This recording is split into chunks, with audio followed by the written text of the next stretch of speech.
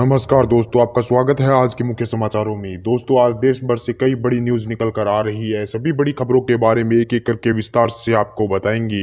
उससे पहले दोस्तों, अगर आप भी देश में निष्पक्ष पत्रकारिता का समर्थन करते हैं तो इस वीडियो को लाइक कर दें। साथ ही हमारे चैनल को सब्सक्राइब करके बेल आइकन को जरूर दबा दें, जिससे देश में निष्पक्ष पत्रकारिता करने वाले पत्रकारों का मनोबल बढ़े तथा वे ज़्यादा से ज़्यादा निष्पक्ष पत्रकारिता कर सके और साथ ही आम गरीब जनता की आवाज़ उठा सके।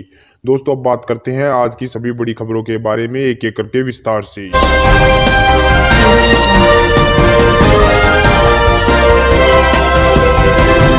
चीन मसले पर डोनाल्ड ट्रंप ने मोदी को दिया बड़ा झटका। डोनाल्ड ट्रंप ने कहा कि मदद के लिए दोनों देशों से कर रहा हूं बातचीत।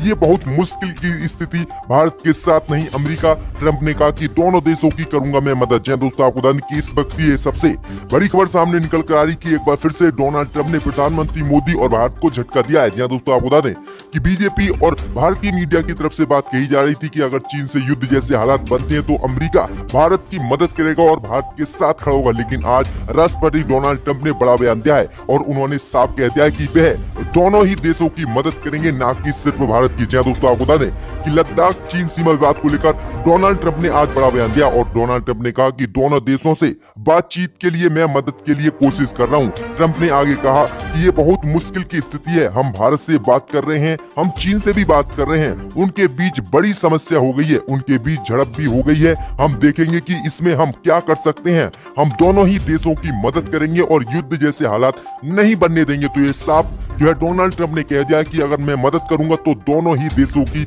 मदद करूंगा। तो ये काफी बड़ा बयान डोनाल्ड ट्रंप का सामने निकल कर आया है चीन मसले पर। इसी बीच बट्टो दोस्तों, अगली बड़ी खबर की ओर तो कोरोना के चलते इस साल कांवड़ यात्रा पर लगी रोक। 3 राज्यों ने मिलकर लिया फैसला। जी दोस्तों, आपको बता दें ये काफी बड़ी खबर सामने निकल कर आ रही है कि कोरोना महामारी को देखते हुए उत्तर प्रदेश, हरियाणा तथा उत्तराखंड के मुख्यमंत्रियों ने आम सहमति बनाई है और कहा है कि इस बार कांवड़ यात्रा पर इन तीनों प्रदेश में रोक लगाई गई है। जी दोस्तों, आपको बता दें कि उत्तराखंड के मुख्यमंत्री त्रिवेंद्र सिंह रावत ने इस बारे में उत्तर प्रदेश तथा हरियाणा के मुख्यमंत्रियों से वीडियो कॉन्फ्रेंसिंग के माध्यम से बात की। सभी ने सहमति जताई है कि वार्षिक कांवड़ यात्रा इस वर्ष रद्द की जानी चाहिए। गौरतलब है कि कांवड़ यात्रा के दौरान हरिद्वार में शिव भक्तों की भारी भीड़ उमड़ती है और जिससे कोरोना महामारी फैलने का बहुत बड़ा खतरा है और इसी को देखते हुए इन तीनों राज्यों ने कांवड़ यात्रा इस बार रद्द करने का फैसला किया है। इसी बीच बट्टो दोस्तों, अगली बड़ी खबर की तो आज इंटरनेशनल योगा दिवस पर बोले प्रधानमंत्री मोदी, कोरोना भगाने के लिए हमें घर में करना होगा अपने योग। जी दोस्तों, आपको बता दें कि कोरोना महामारी के मद्देनजर आज फिर से प्रधानमंत्री मोदी ने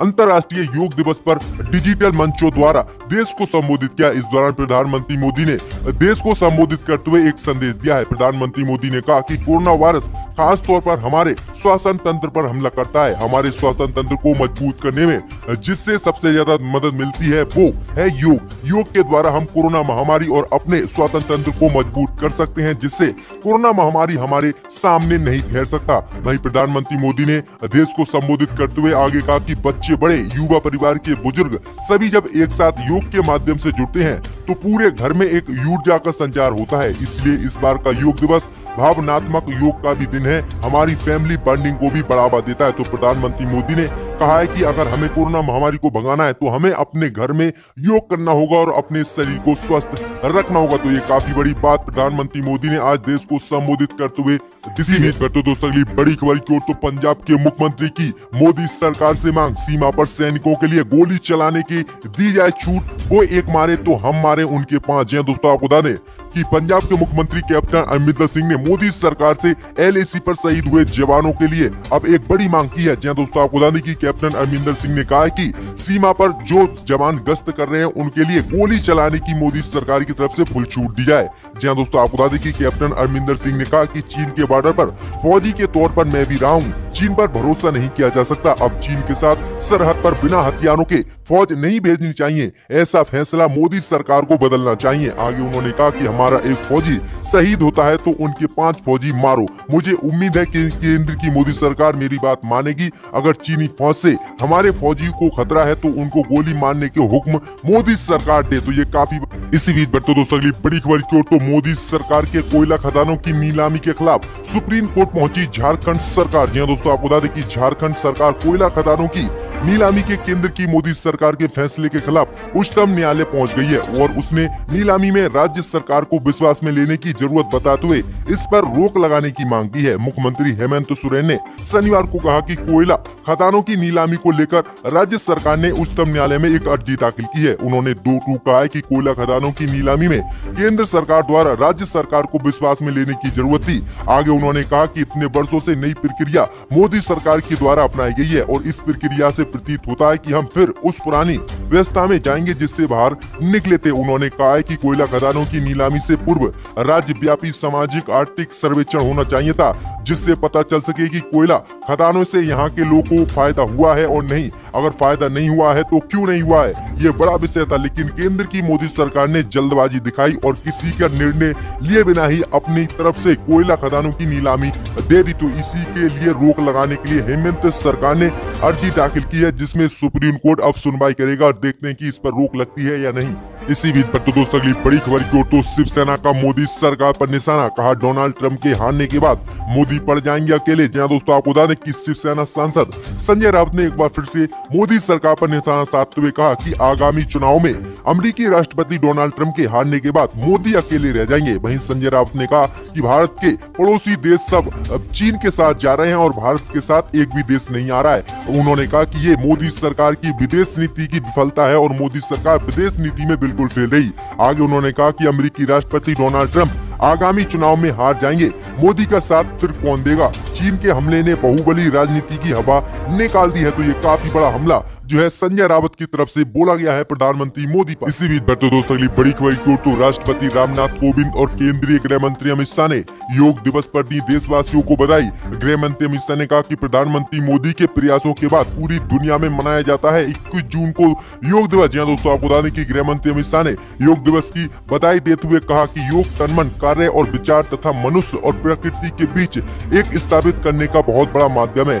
आगे गृह मंत्री अमित शाह ने कहा कि संपूर्ण मानवता को भारतीय संस्कृति के इस अनमोल उपहार को मोदी जी ने अपने प्रयासों से वैश्विक स्वीकृति प्रदान करवाई, जिससे आज पूरे विश्व ने योग को अपनाया। योग दिवस की शुभकामनाएं। इसी बीच पर तो दोस्तों अगली बड़ी खबर की ओर तो ओप्पो मोबाइल बनाने वाली कंपनी के गेट पर हिंदू रक्षा दल ने किया प्रदर्शन, सभी के खिलाफ किया गया मामला दर्ज। दोस्तों आपको बता दें कि भारत चीन सीमा पर बढ़ते तनाव को लेकर हिंदू रक्षा दल के दर्जनों कार्यकर्ताओं ने ग्रेटर नोएडा में ओप्पो मोबाइल फोन बनाने वाली चीनी कंपनी के बाहर प्रदर्शन किया। उसके बाद पुलिस ने हिंदू रक्षा दल के राष्ट्रीय अध्यक्ष समेत 30 लोगों के खिलाफ लॉकडाउन तथा धारा 144 का उल्लंघन करने के मामले में FIR दर्ज की गई है। जहां दोस्तों आपको बता दें कि थाना इकोट प्रथम ने मुकदमा दर्ज किया है। उन्होंने बताया कि कोरोना महामारी के चलते पूरे प्रदेश में और इस जिले में धारा 144 लॉकडाउन के जरिए लागू है, लेकिन उन्होंने बिना बताए बिना अनुमति के इन लोगों ने चीनी फोन निर्माता कंपनी के गेट पर प्रदर्शन किया और महामारी अधिनियम की संबंधित धाराओं का उल्लंघन किया, जिसके बाद इनके खिलाफ ये मामला दर्ज किया गया है। तो ये काफी बड़ी घटना हुई है। इसी बीच पर तो दोस्तों अगली बड़ी खबर की ओर तो दिल्ली में काम मोदी सरकार ने किया, झूठा श्रेय ले रहे केजरीवाल, बीजेपी का केजरीवाल पर निशाना। जी दोस्तों आपको बता दें कि बीजेपी ने दिल्ली में कोरोना की कम रेट पर टेस्टिंग और निजी अस्पतालों में सस्ते इलाज का झूठा श्रेय लेने का आरोप मुख्यमंत्री केजरीवाल पर लगाया है। जी दोस्तों आपको बता दें कि भाजपा के प्रदेश अध्यक्ष आदेश गुप्ता ने दिल्ली जनसंवाद कॉन्फ्रेंस में कहा कि केंद्र सरकार के हस्तक्षेप के बाद जो उपाय दिल्ली में किए जा रहे हैं उससे कोरोना महामारी बहुत तेजी से दिल्ली में रुक रही है। अब जब मोदी